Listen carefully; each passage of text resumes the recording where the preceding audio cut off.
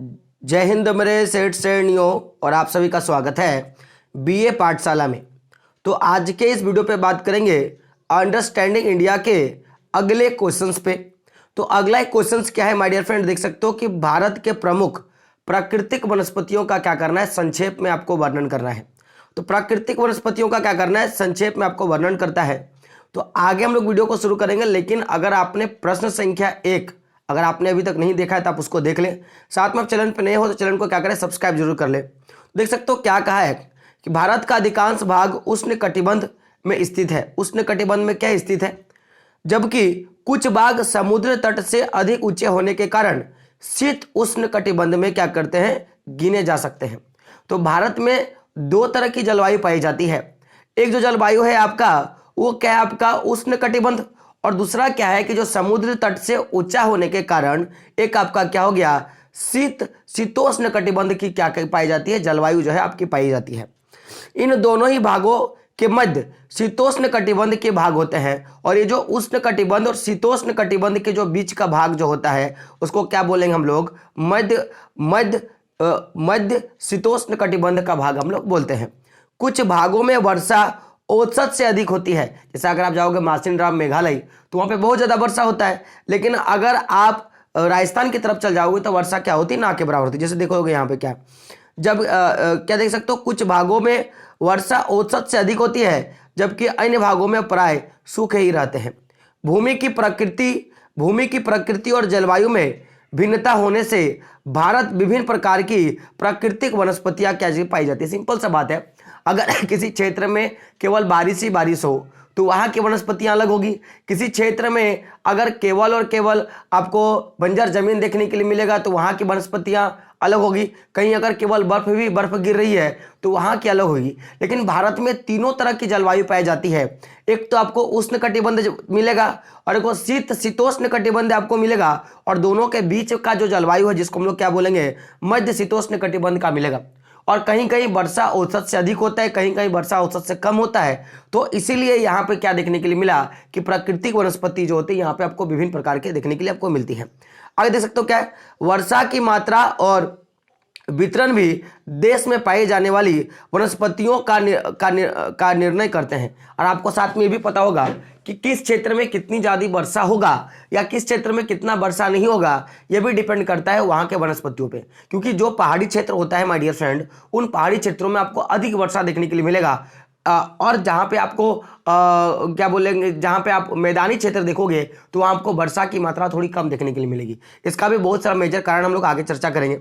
आगे देख सकते हो क्या है, आगे देख सकते हो क्या है, कहा है कि प्राकृतिक वनस्पतियाँ झाड़ियों, घास के मैदान अथवा जंगलों के रूप में लेते हैं। और बात करेंगे अगर प्राकृतिक वनस्पतियों का तो उसमें क्या क्या आता है, देखिए झाड़ियाँ आती हैं, घास के मैदान आता है, अथवा जो भी जंगल है उनको क्या करते हैं हम लोग सम्मिलित करते हैं।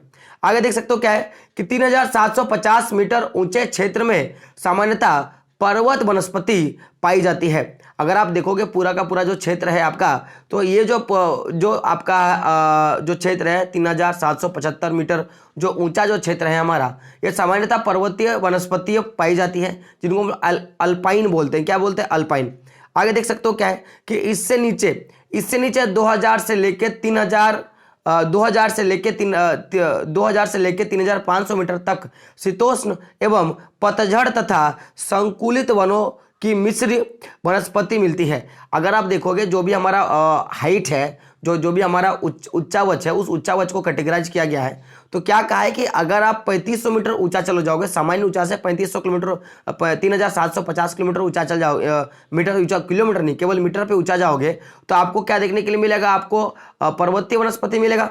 और वहीं अगर आप 2000 से लेकर कितना तक जाते हो, 3500 तक जाते हो तो आपको क्या मिलेगा, शीतोष्ण एवं पतझड़ तथा संकुचित वनों की मिश्रित वनस्पति आपको क्या मिलेगा, देखने के लिए मिलेगा, है ना। आगे देख सकते हो पहाड़ियों के निचले भागों और मैदानों में, अब क्या बचा, जो भी निचला भाग है उसमें बात करेंगे। तो पहाड़ियों के निचले भागों और मैदानों में उष्ण कटिबंधीय वनस्पति आपको देखने के लिए मिलता है। तो हम लोगों ने क्या देखा कि 3750 मीटर अगर हम लोग ऊंचा जाएंगे तो वहां पे पर्वतीय वनस्पति यानी कि अल्पाइन वन पाए जाएंगे, और अगर हम लोग 2000 से लेकर 3500 मीटर तक हम लोग जाएंगे तो वहाँ पे शीतोष्ण और साथ में जो पतझड़ और जो संकुचित वन है वो हमको देखने के लिए मिलेगा। और अगर हम लोग मैदानी भाग में रहेंगे तो हमको वहाँ पे उष्णकटिबंधीय वन जो है आपको देखने के लिए मिलेगा। आगे देख सकते हो यही सामान्यता कुछ स्थानीय अंतरों के कारण देश के सभी भागों में फैली है। और यही सब जो कारण है, इसके कारण आप देखोगे कि जो वनस्पति का प्रकार है वो अलग अलग है।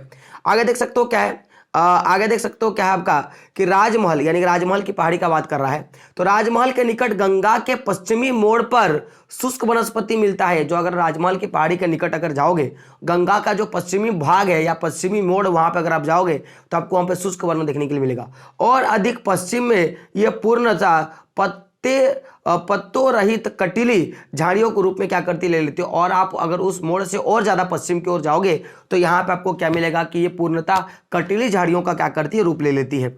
आगे देख सकते हो क्या आपका आगे कि पूर्व की ओर जहां वर्षा अधिक होती है, जहां देखो पूर्व की ओर मार्शीराम मेघालय की मैंने बात किया, तो पूर्व की ओर जहां वर्षा अधिक होती है वहां आपको क्या मिलेगा, सदाबहार तथा घने वृक्ष क्या मिलते हैं, आपको पाए जाते हैं। उन क्षेत्रों में आपको सदाबहार और घने वृक्ष क्या होंगे, आपको मिलेंगे। अतः भारत में मोटे तौर पर वन वर्षा का अनुसरण करता है। और साथ में आप देखोगे तो वन जो होगा भारत में वो क्या करता है, वर्षा का अनुकरण करता है। क्योंकि देखो जहां पे ऊंचे ऊंचे वन मिलेंगे, घने जंगल मिलेंगे, वहां पे वर्षा क्या होगी, आपको देखने के लिए मिलेगा, है ना। तो देख सकते हो क्या है कि in India forest flows the Reigns, है ना। प्राकृतिक वनस्पति की दो प्रमुख विशेषताएं होती हैं। अब ये दो विशेषताएं क्या है, हम लोग इस पे बात करते हैं। तो पहली विशेषता देख सकते हो, भूमि की रचना एवं जलवायु संबंधित विभिन्नताओं के कारण वनस्पति के कई प्रकार पाए जाते हैं। एक और हिमालय के पर्वतीय घास के मैदान, तो दूसरी ओर उष्णकटिबंध सघन वन तथा शुष्क और दलदली वनस्पति आपको मिलेगा। तो जो भी हमारी भूमि की रचनाएं हैं, जो भी भूमि की संरचनाएं हैं, वहां पे आपको क्या मिलेगा, उसके अकॉर्डिंग आपको वन देखने के लिए मिलेगा। जैसे अगर आप देखोगे तो जहां पे आप हिमालय की ओर देखोगे तो वहां पे पर्वतीय घास के मैदान रहेगा। और वहीं अगर आप उष्णकटिबंधीय जो सघन वन देखोगे, जहां पे उष्णकटिबंधीय क्षेत्र है, या फिर जहां पे शुष्क और दलदली जो राजस्थान की तरफ का जो एरिया, वहां पे आपको शुष्क राजस्थानी जो क्षेत्र मिलेगा। तो मिट्टी के अनुरूप क्या होता है कि आपकी जलवायु, और जलवायु के अनुरूप क्या होता है कि आपकी जो पूरी की पूरी वनस्पति है वो चेंज होती है। आगे देख सकते हो क्या है कि भारत में कोई एक विशेष जाति की वनस्पति नहीं मिलती है, वरन कई प्रकार की जातियां मिलती है। यहाँ पे आप देखोगे, अगर आप किसी एक विशेष क्षेत्र पे जाओगे, अगर आप ऑस्ट्रेलिया चले गए या आप न्यूजीलैंड चले गए, अमेरिका चले गए, तो वहाँ पे आपको विशेष एक प्रकार के आपको पूरे के पूरे क्षेत्र में आपको पेड़ पौधे देखने के लिए मिलेंगे। लेकिन यहाँ पे ऐसा नहीं, यहाँ पे आपको अनेक प्रकार के पेड़ पौधे आपको देखने के लिए मिलेंगे। तिब्बत और साइबेरिया तुल्य वनस्पति, क्या देख सकते हो, तिब्बत और साइबेरिया तुल्य वनस्पति, पहाड़ी झाड़ियां इसको बोलते हैं, ठीक है। पहाड़ी झाड़ियां हिमालय के ऊपरी ढालों पर मिलती है, जबकि इसके निचले ढालों पर जापानी तथा चीनी जाति की शीतोष्ण वनस्पति जैसे ओक हो गया, रोंड्रॉक्स हो गया, ये सब आपको देखने के लिए मिलेगा। यानी कि अगर आप देखोगे तो तिब्बत और साइबेरिया में जो झाड़ियां मिलती हैं वो आपको हमारे हिमालय के ऊपरी ढालों पर मिलेगा। और जस्ट उससे थोड़ा सा नीचे जब जाएंगे तो जापान और चीन में जिस तरह का शीतोष्ण वन है, और वहां पे जिस तरह ओक और रेंड्रस का जो पेड़ मिलता है वो आपको वहां पे देखने के लिए मिलेगा। तथा अधिक पूर्वी भागों में, अगर आप पूर्वी भाग की ओर चले जाएंगे, पूरा जिधर मेघालय, असम, है ना, इधर चले जाएंगे, पूर्वी भाग का बात कर रहा है, तथा अधिक पूर्वी भागों में यूरोपीय जाति की वनस्पति, है ना, बीच और क्या देखोगे, चेस्टन्स, है ना, बीज और चेस्टन्स आपको पाई जाएगी, है ना। दक्षिणी क्षेत्र में अगर जाएंगे तो दक्षिणी क्षेत्र में मलेशियाई और अफ्रीकी जाति की वनस्पति क्या मिलेगी, आपको बहुलता मिलेगी, अधिक मात्रा में आपको पाया जाएगा। तो यानी कि भूमि के अनुसार और जो भूमि की जलवायु है उसके अनुसार भी आपको क्या देखने के लिए मिलेगा, तो पेड़ पौधों में आपको अंतर देखने के लिए मिलेगा। तो हम लोगों ने क्या बात करा कि सबसे पहले अगर आप हिमालय की सबसे ऊपरी चोटी में जाके अगर पेड़ पौधों को देखोगे तो वहां की पेड़ पौधे आपको तिब्बत और साइबेरिया के तुल्य देखने के लिए मिलेगा, कटीली झाड़ियों का जैसा। और अगर जस्ट थोड़ा सा नीचे अगर आओगे उस ढाल से तो आपको वहां पे क्या देखने के लिए मिलेगा, आपको जापानी और चीन के जो शीतोष्ण वन के जो ओक और एंड्रोस है, आपको उस तरह के पेड़ पौधे आपको देखने को मिलेगा। और आप जस्ट उससे भी जब नीचे चले आओगे, जब शीतोष्ण आप आ जाओगे तो वहां पे आपको क्या मिलेगा, जब आप पूर्वी भाग की ओर जाओगे, यानी कि जो भारत का जो पूर्वी इलाका है, असम, मेघालय, अरुणाचल प्रदेश, ईटा, है ना, तो उधर जाओगे तो आपको जो भी यूरोप के जो पेड़ पौधे के जो बीज है, जिस तरह की प्रकृति है, आपको वहां मिलेगा। और दक्षिण तरफ आओगे तो मलेशिया क्षेत्र और अफ्रीका में जिस तरह के वन पाए जाते हैं उस तरह का आपको देखने के लिए मिलेगा। आगे देख सकते हो, अधिकांश क्षेत्र में 4 प्रकार की वनस्पतियां मिलती हैं। गौर करोगे, पूरे भारत में 4 प्रकार की वनस्पतियां पाई जाती हैं। हिमालय में देख सकते हो क्या है, हिमालय में आपको क्या मिलेगा, रोडोडेंड्रॉन्स, रोडरन्स मेखला यानी रोडरन्स की मेखलाई मिलेगी। पश्चिम में आपको चीड़ के पेड़ मिलेंगे और दक्षिण भारत में बांस और राजस्थान, दक्षिण भारत में बांस और राजस्थान के मरुस्थलीय क्षेत्र में आपको क्या मिलेगा, शुष्क झाड़ियां और वृक्ष दिखेंगे। साथ में अगर आप देखोगे तो दक्षिण भारत के तटीय भागों में बिखरे हुए रुपए ताड़ और नारियल तथा सुपारी के वृक्ष क्या मिलेंगे आपको देखने के लिए मिलेगा। तो अगर आप पूरा का पूरा भारत का अगर आप वर्णन करोगे तो देख सकते हो यहाँ पे क्या लिखा है कि सबसे पहले अगर आप हिमालय के पास जाओगे तो आपको रोडरन्स मेखला वाली पूरी की पूरी मिलेगी। आप पश्चिमी तट की ओर जाओगे, जिधर हो गया आपका गुजरात की तरफ जाओगे तो आपको उधर चीड़ का वृक्ष मिलेगा। अगर आप दक्षिण भारत में जाते हो तो दक्षिण भारत में बांस की आपको बहुत ज्यादा बहुलता देखने के लिए मिलेगी। साथ में अगर आप राजस्थान की तरफ जाओगे तो वहां पे मरुस्थलीय क्षेत्र है भाई, तो वहां पे आपको क्या मिलेगी, शुष्क झाड़ियां मिलेगी। और अगर आप दक्षिण भारत के जो तटीय इलाका है उधर आप जाओगे तो आपको उधर नारियल के, ताड़ के और सुपारी के वृक्ष जो होंगे वो आपको भरपूर मिलेगा। बात करेंगे आगे, देख सकते हो बात करेंगे वनों के प्रकार। तो 4 प्रकार की वनस्पतियां पाई जाती है भारत में। अब हम लोग बात करते हैं वनों के प्रकार के बारे में, टाइप्स ऑफ फॉरेस्ट के बारे में। तो भारत में पाए जाने वाले वनों को निम्न भागों में बांटा जा सकता है। कितने भागों में बांटेंगे हम लोग देखते हैं। तो सबसे पहला आप देख सकते हो, पहला जो भाग है आपका उष्ण कटिबंधीय सदाबहार वाले वन, इसको हम लोग क्या बोलते हैं, बर्फीले वन। इसको क्या बोलेंगे, बर्फीले वन। तो जो उष्ण कटिबंधीय वन होता है हम लोग इस पे बात करेंगे। तो देख सकते हो क्या है आपका क्या कहा है, देख सकते हो कि यह उन भागों में पाए जाते हैं जहां वार्षिक आर्द्रता 75% और वार्षिक और वर्षा का औसत 200 सेंटीमीटर अथवा है ना इससे अधिक होता है। गौर कीजिएगा, पूछा जाता है कभी कभी, बताइए उष्ण कटिबंध सदाबहार वन कहां पाए जाते हैं। तो आप क्या देखोगे कि जहां पे आर्द्रता यानी कि जो नमी होती है वो 75% के आसपास रहेगा और साथ में जो औसत जो वार्षिक वर्षा होगा वो कितना होगा, 200 सेंटीमीटर से क्या होगा, अधिक होगा या 200 सेंटीमीटर आपका होने वाला है। आगे देख सकते हो क्या क्या है कि और वार्षिक औसत तापमान का बात किया जाए तो 28 डिग्री सेल्सियस क्या होना चाहिए।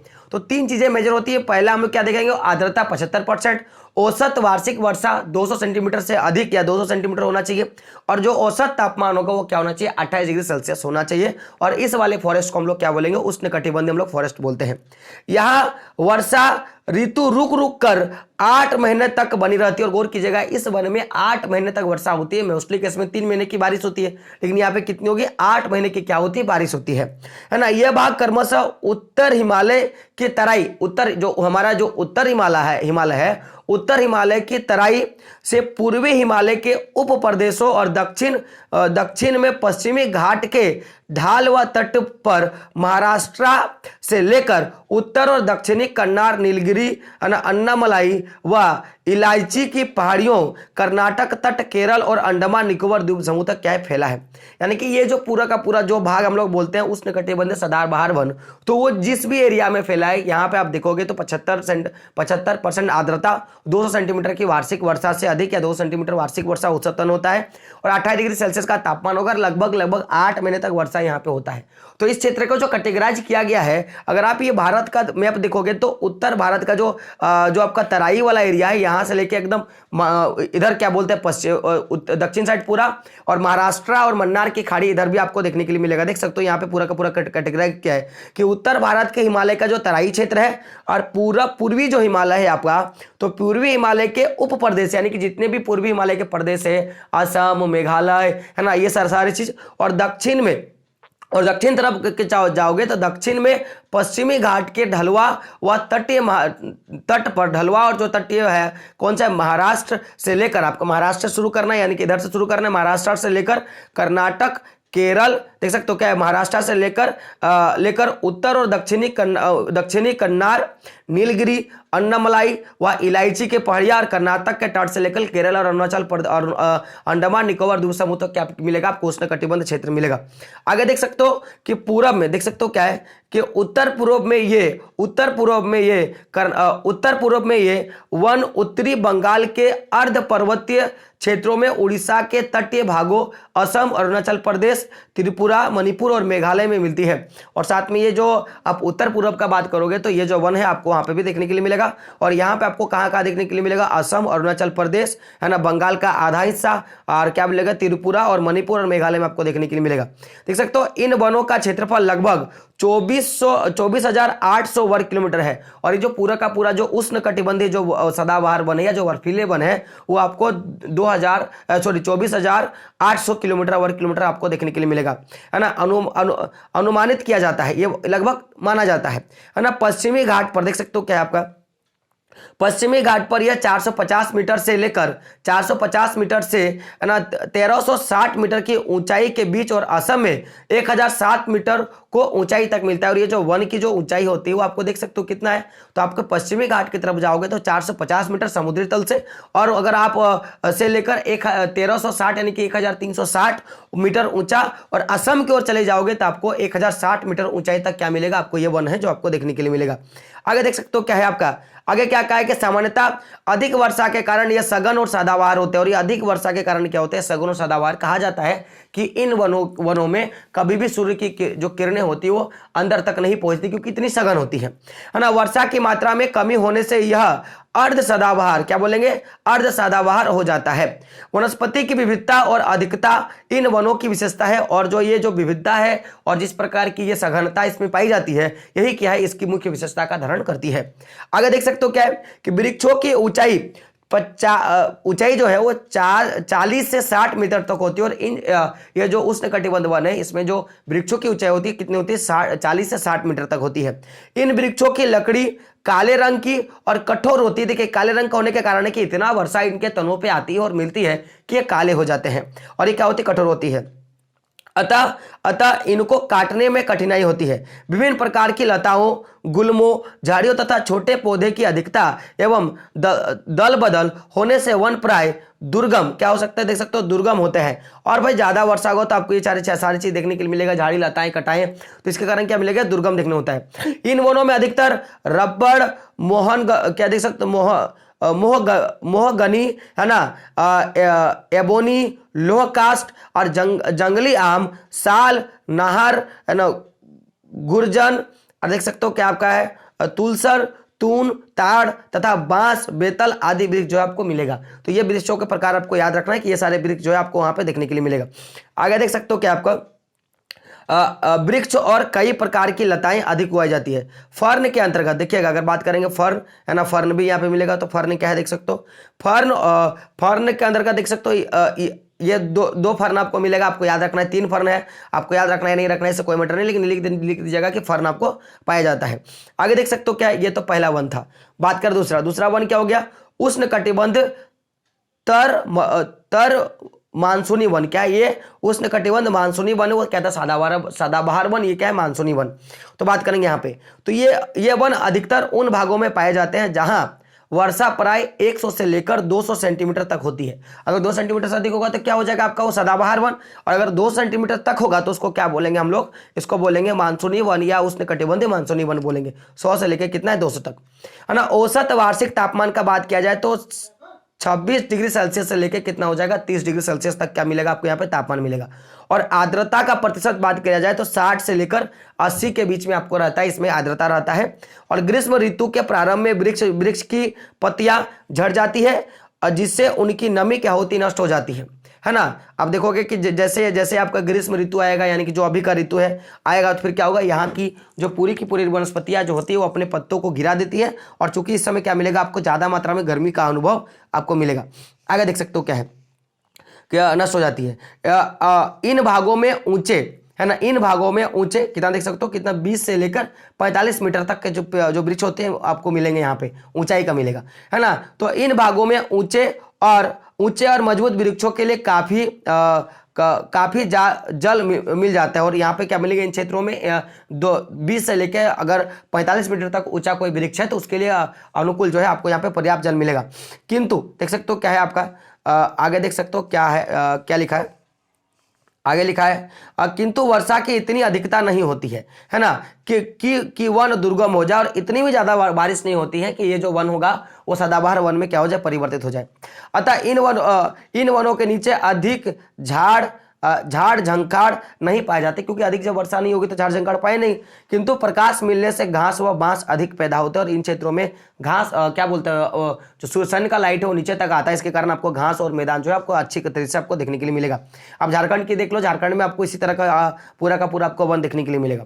आगे देख सकते हो इस प्रकार के वन हिमालय प्रदेश से असम तक, हिमालय के बाहर और निचले ढालों पर मिलता है। मैंने अभी बोला, आप देख सकते हो यहाँ पे झारखंड का भी बात है। ये वन उत्तर प्रदेश, अरुणाचल, उत्तरांचल, बिहार, झारखंड और आगे देख सकते हो उड़ीसा, पश्चिम बंगाल और दक्षिण के पश्चिमी तटों के पूर्व से लगाकर मध्य उत्तरी मध्य प्रदेश, छत्तीसगढ़, महाराष्ट्र, तमिलनाडु व कर्नाटक का अधिकांश जो भाग है, इसमें आपको ये जो पूरा का पूरा जो है आपको देखने के लिए मिलेगा।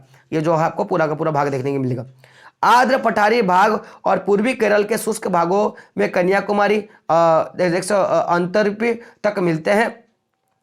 इन वनों में जो ये जो पूरा का पूरा जो वन देखोगे, जिन जिन क्षेत्र में आपको वन पाया गया है, तो इन वनों में सागवान है ना, साखू, साल, कुसुम, बांस, पलाश है ना, हल्दू, हडबेहड़ा, आंवला, अंजन, अंजू, देख सकते हो आगे क्या लिखा है, जाउल, शीशम, लाल व सफेद चंदन की लकड़ियां प्राप्त होती है और इन वनों में इन सारों की बहुलता होती है, उनको हम लोग उगाते हैं।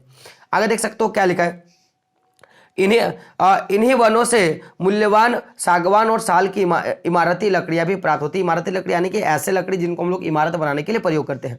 इन वनों को सुरक्षित वनों की श्रेणी में रखा जाता है और साथ में इन वनों को क्या करते हैं, सुरक्षित, क्योंकि इनमें मूल्यतः बहुत तरह की वनस्पति पाई जाती है, इसलिए है ना। मध्य प्रदेश के पठारी भाग और महाराष्ट्र के चंद्रपुरा यानी कि चंदा जिले के सागवान लकड़ी के लिए विख्यात है और ये जो पूरा का पूरा क्षेत्र है, इसमें आपको देखोगे चंद्रपुरा का सागवान लकड़ी क्या विख्यात है। अधिकांश लाख देखो लाख अनुसंधान केंद्र कहाँ है, झारखंड, आपको याद रखना है। तो अधिकांश लाख भी झारखंड, बिहार, छत्तीसगढ़ व मध्य प्रदेश के दूध वाले वृक्षों यानी कि जो भी दूध वाले वृक्ष होते हैं जिसमें आपको दूध मिलता है, जैसे देखोगे आप पीपल है ना, बड़, पलाश आदि से क्या किया जाता है, प्राप्त किया जाता है। आगे बात करेंगे आगे, तो आगे देख सकते हो क्या है आपका कि इसके अतिरिक्त इमली, शीशम है ना, यूजनिया और देख सकते हो क्या आदि वृक्ष भी मिलते हैं। इन वनों से मंजू खासकर और कौंस प्रभित घासें भी क्या होती है, प्राप्त किया जाता है। तो ये तरह दूसरा बात करेंगे तीसरे वन के बारे में। तीसरा वन क्या है, उष्ण कटिबंध शुष्क कटीले वन। एक हम लोगों ने देखा सदाबहार, मानसूनी, अब हम लोग क्या देखेंगे शुष्क कटीले वन। तो देख सकते हो क्या है आपका कि जिन भागों में वर्षा की मात्रा 50 से 100 सेंटीमीटर के मध्य होती है ना, और आर्द्रता 50 से 60% और तापमान 20 से 35 तक रहती है, यहाँ वर्षा सीमित होने से छोटे व पतझड़ वाले वृक्ष पाए जाते हैं। इन वृक्षों की साधारणता ऊंचाई 6 से लेकर 9 मीटर तक होती है ना। यहाँ विशेषता ऐसे वृक्ष अथवा झाड़ियों की अधिकता होती है जो जल की कमी सहन करने में सक्षम होती है। जाहिर सी बात है, बड़े बड़े वृक्ष होंगे तो उसको ज़्यादा जल का प्रयोग चाहिए, ज़्यादा उनको जल चाहिए, अब है नहीं तो फिर प्रॉब्लम हो जाएगा, वो मर जाएंगे। इसलिए ऐसे वृक्ष यहाँ पे पैदा होंगे जिनको कम वर्षा की क्या होती है, आवश्यकता होती है। बात करेंगे आगे। आगे देख सकते हो क्या कहा है कि इन वृक्षों की जड़ें बहुत लंबी और मोटी होती है, क्योंकि इनको अपना विकास करने में ज़्यादा समय नीचे तरफ देना पड़ता है, जड़ों में देना पड़ता है, तो ऊपर बढ़ नहीं पाते हैं, है ना, जिससे वे भूगर्भ से जल चूस सके और उन्हें अपने मोटे भागों में क्या कर सके, संचित कर सके, और अपने तना में क्या कर सके, संचित कर सके। आगे देख सकते हो क्या कहा है, आगे कहा है कि कुछ वृक्ष मोटी पत्ती वाले अथवा कांटेदार होते हैं, जिससे कि तीव्र वाष्पीकरण से बच सके, और बहुत सारे ऐसे होते हैं जो कटीले होते हैं और वाष्पीकरण से बचते हैं, है ना। कईयों पर पत्तियां बिल्कुल नहीं या बहुत कम होती है, किंतु कांटे अधिक होते हैं, है ना। सूर्य की तेज किरणें कांटों की नोक द्वारा जल की बहुत कम मात्रा को क्या कर सकता है, उड़ा सकता है। भाई छोटा सा जगह है तो वहां पे वाष्पीकरण क्रिया कम हो जाएगा, तथा इन कांटों के कारण वह पशुओं के खाए जाने से भी बचे जाते हैं। जिन भागों में वर्षा 30 सेंटीमीटर से लेकर 45 सेंटीमीटर के मध्य होता है, वहां पर कटीले झाड़ियां, जैसे देखोगे तो खेजड़ा, बबूल है ना, केर, उसके बाद आंवला है ना, आरिठा है ना, कुमठा, धुहर, आक है ना, ये सारे जो है वृक्ष आपको वहां पे देखने के लिए मिलेगा जहां पे ऐसे होते हैं। आगे उत्तर भारत में इस प्रकार के वन दक्षिणी पश्चिमी पंजाब, हरियाणा, राजस्थान, दक्षिण और पश्चिमी उत्तर प्रदेश में पाए जाते हैं। दक्षिणी प्रायद्वीप के शुष्क भागों में, जो दक्षिणी प्रायद्वीप है, जो दक्षिणी हमारा पठारी जो प्रायद्वीप है, यहाँ पे आपको आंध्र प्रदेश, कर्नाटक, गुजरात, महाराष्ट्र के अतिरिक्त भागों में क्या मिलेगा, इस प्रकार के वन आपको देखने के लिए मिलेगा। और दक्षिण पश्चिम भागों में पंजाब, हरियाणा, राजस्थान आपको देखने के लिए मिलेगा। और वहीं अगर बात किया जाए दक्षिण और पश्चिमी उत्तर प्रदेश में भी पाया जाता है। और अगर दक्षिणी प्रायद्वीप का बात करें, जो दक्षिणी जो भाग है हमारा, उसमें आपको आंध्र प्रदेश, कर्नाटक, गुजरात में आपको क्या मिलेगा, ये सारे वन जो है आपको देखने के लिए मिलेगा। आगे इन वनों में अधिकतर नागफरनी है ना, रामबांस, खेजड़ा, खेर, बबूल, महुआ, नीम, किक्कर, खेर, बेर, आंवला, हाड़, रीठा है ना, कुमटा, खजूर, बड़, पीपल आदि वृक्ष क्या होते हैं, अत्यधिक मात्रा में आपको पाया जाएगा, है ना। इन वृक्षों की लकड़ियां मुख्यतः ईंधन में काम आती है, क्योंकि इमारती लकड़ी नहीं है, इनका काम करते हैं ईंधन में। कुछ का उपयोग जैसे शीशम है ना, देसी सागवान, नीम, बबूल, रोहड़ा आदि इमारती कार्यों के लिए भी किया जाता है ना। इन्हीं वनों में कथिया, गेंद, केर और क्या देख सकते हो, संगारी, अनेक प्रकार की जड़ी बूटियां, देसी दवाइयां खासकर आदि प्रकार किए जाते हैं, है ना। घास का प्राय अभाव पाया जाता है इन सारे क्षेत्रों में, क्योंकि भाई वन है ना, घास की जड़ी उतनी लंबी नहीं होती है, वर्षा कम हो रही तो वो हो नहीं पाती है। आगे देख सकते हो क्या आपका है ना, आपका क्या है, क्या है कि अर्ध उष्णकटिबंधीय पहाड़ी वन। अब ये क्या आ गया, अर्ध उष्णकटिबंधीय पहाड़ी वन। तो पहला क्या होगा, सदाबहार वन, मानसूनी वन। उसके बाद हम लोगों ने क्या देखा, उसके बाद हम लोगों ने क्या देखा माय डियर फ्रेंड, मैं भूल रहा हूँ थोड़ा। उसके बाद हम लोगों ने मानसूनी वन, और मानसूनी वन के बाद हम लोगों ने देखा है ना शुष्क कटीले वन, और अब हम लोग देख रहे हैं क्या, अर्ध उष्णकटिबंधीय वन। तो बात करेंगे इस पे, तो क्या देख सकते हो, ये वन उष्णकटिबंध हरे भरे वनों से मिलते जुलते हैं, किंतु इनमें ना तो उनकी तरह इतना घास पनपती होती है और ना ही इतने ऊंचे होते हैं। कुछ भागों में यह 15 मीटर या उससे भी कम ऊंचे होते हैं, है ना। दक्षिणी भारत में इस प्रकार के वन जो है उसकी अगर बात किया जाए तो 915 से लेकर 15 से 25 मीटर तक की ऊंचाई जो आपको देखने के लिए मिलेगा, है ना। इनका सबसे अधिक विस्तार नीलगिरी है ना, सिपवराय है ना, उसके बाद देख सकते हो क्या है,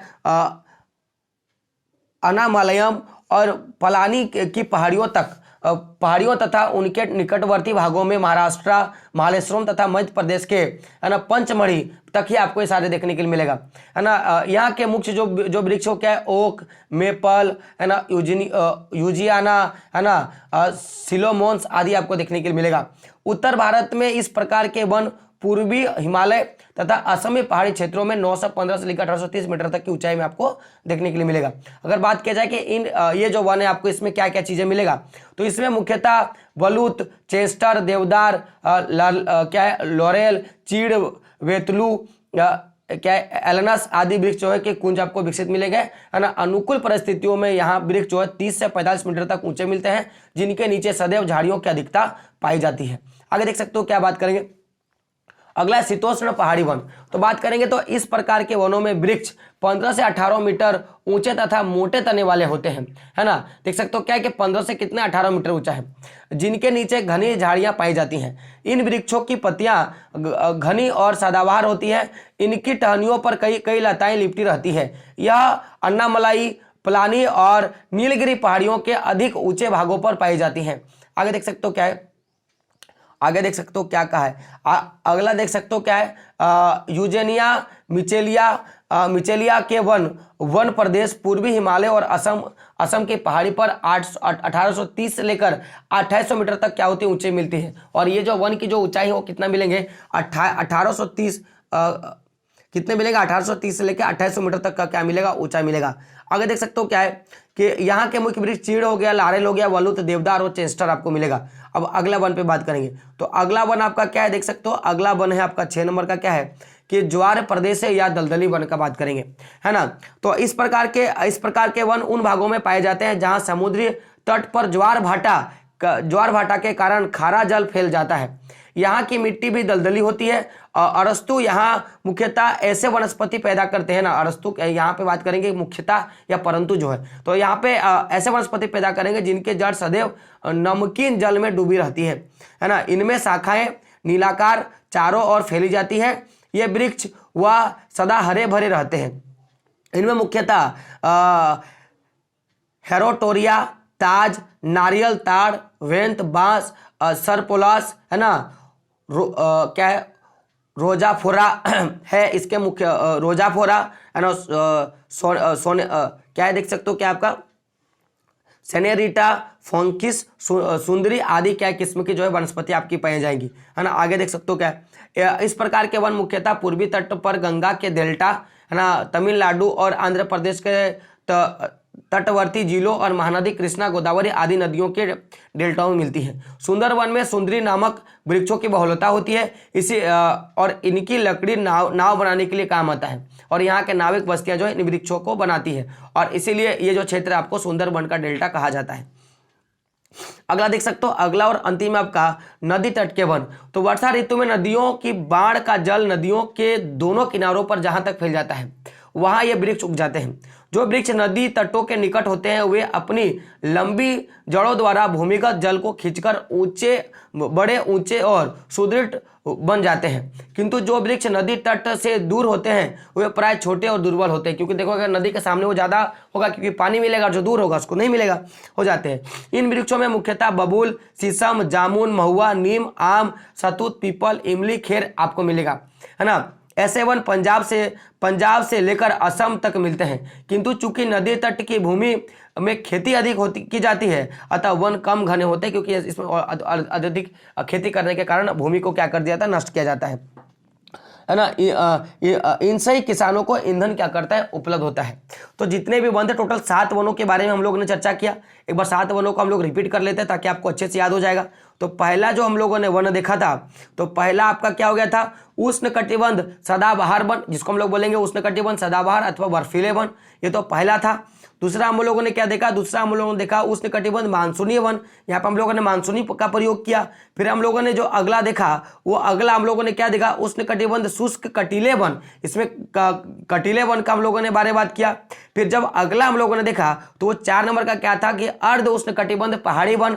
अब अगला हम लोगों ने देखा 5 नंबर का जो हम लोग देखा वो क्या था आपका शीतोष्ण पहाड़ी वन, है ना, वो तो क्या था अर्ध उष्ण कटिबंध, क्या होगा शीतोष्ण पहाड़ी वन। और जो छठा हम लोगों ने देखा तो ज्वार प्रदेश का दलदली वन। और फिर अगला हम लोगों ने देखा तो अगला हम लोगों ने देखा नदी तट के वन के बारे में हम लोगों ने देखा।